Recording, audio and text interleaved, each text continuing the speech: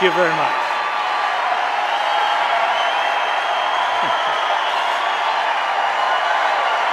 Thank you. Thank you very much. Thank you.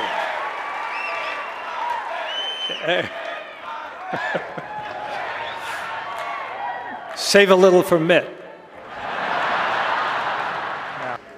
So I've got Mr. Obama sitting here, and I just was going to ask him a couple questions, but you know, I remember 3.5 years ago when Mr. Obama won the election, and though I wasn't a big supporter, I was watching that night when he was having that thing, and they were talking about hope and change, and they were talking about yes, we can, and it was dark and it was outdoors and it was nice, and people were lighting candles, and they were saying, you know, and I just thought, this is great. I mean, everybody's crying. Oprah was crying, and I was even crying. And then finally, I haven't cried that hard since I found out that there's 23 million unemployed people in this country.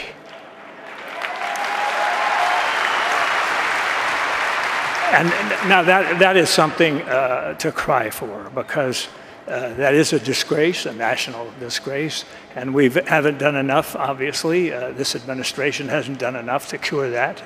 And whatever interest they have is not strong enough. And I think possibly now it may be time for somebody else to come along and solve the problem.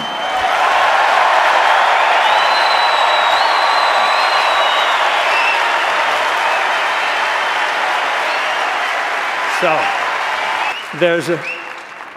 I'm not going to shut up. It's my turn. So anyway, we're going to have to have a little chat about that. And then I just wondered all these promises, and then I wondered about you know, when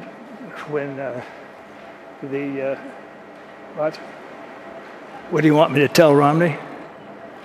I can't tell him to do that. Can't do that to himself. You're crazy.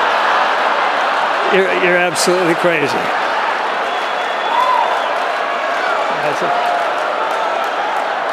You're getting as bad as Biden.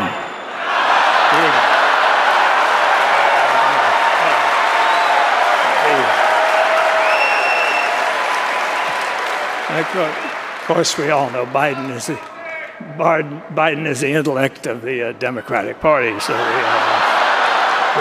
it's just a kind of a grin with a body behind it, you know. It's just kind of a thing. But I just think that there's so much to be done, and I think that Mr.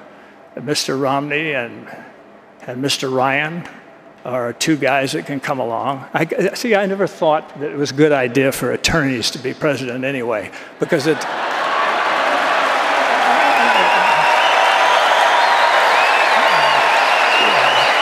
Yeah, I think attorneys are so busy. You know, they're always taught to argue everything and always weigh everything and weigh both sides, and they're always devil's advocating this, and bifurcating this and bifurcating that, you know, all that stuff.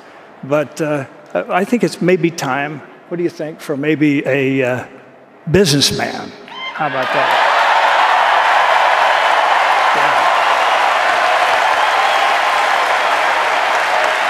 Yeah. A stellar businessman, quote unquote, a stellar businessman. And I think it's that time. And I think if you just kind of stepped aside and Mr. Romney can kind of take over, you could still use the plane.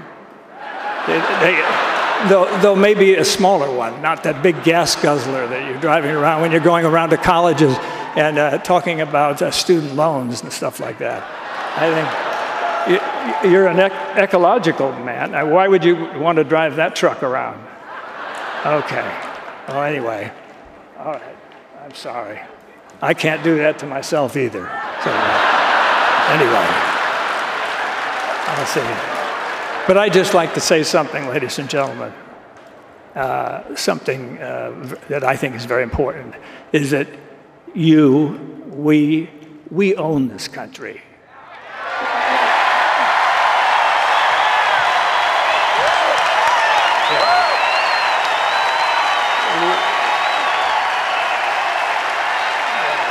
Thank you.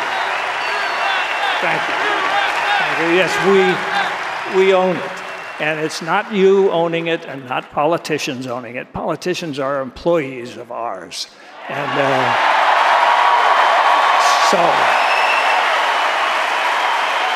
they're just going to come around and beg for votes every few years, and it's the same old deal. But I just think that it's important that you realize that and that you're the best in the world.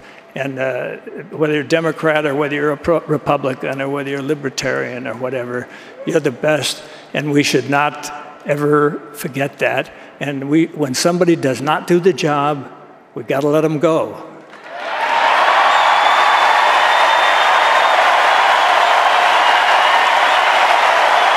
Yeah. Let them go.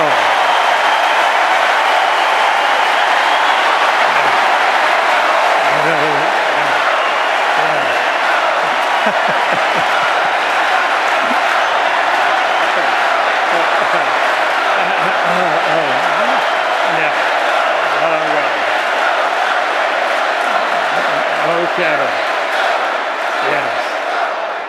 Okay, just remember that. And I'm speaking out for everybody out there. It doesn't hurt. We don't have to be... I don't say that word anymore. Well, maybe one last time.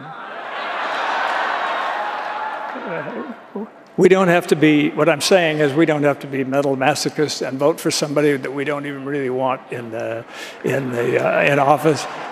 Just because they seem to be nice guys, or maybe not so nice guys if you look at some of the recent ads going out there, I don't know.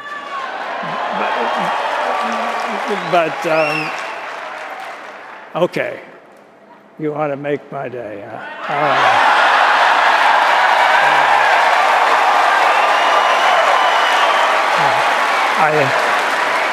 All right, I'll start it, you finish it. Go ahead. All right, thank you. Thank you very much.